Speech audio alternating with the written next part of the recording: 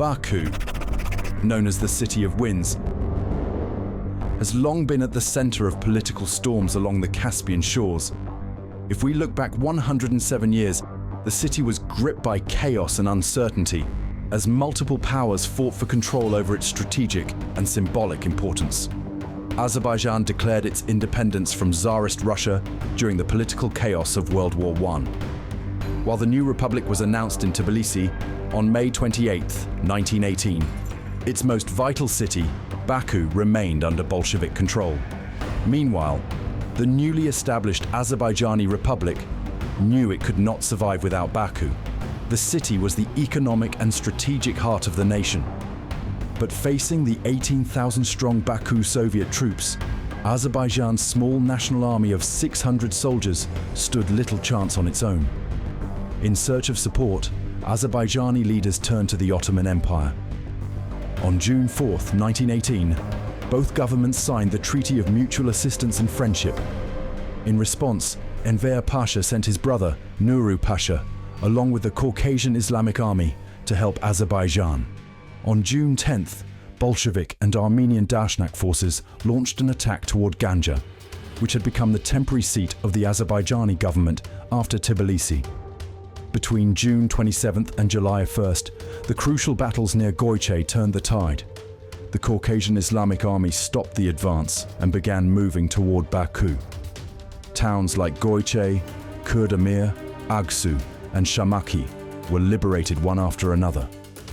Back in Baku, Bolshevik policies were losing support. On July 31st, the Baku Soviet resigned. A new power, the Central Caspian Dictatorship, was declared on August 1st, supported by Mensheviks, socialist revolutionaries, and Dashnaks. Soon after, a new foreign player entered the scene, the British. On August 4th, British troops under General Lionel Dunsterville arrived in Baku. Their goal was clear: secure the city's oil and stop the advancing Islamic army. By this time, the Ottoman Azerbaijani forces had already launched several failed attempts to liberate Baku. Finally, on the night of September 14th, the joint forces launched a successful offensive. Dunsterville's troops evacuated Baku and left for Anzali. On September 15th, the final battles were short. The Central Caspian Dictatorship was defeated and Baku was liberated. The price of victory was high. The Ottoman army alone lost 1,130 soldiers in the operation. But the result was historic.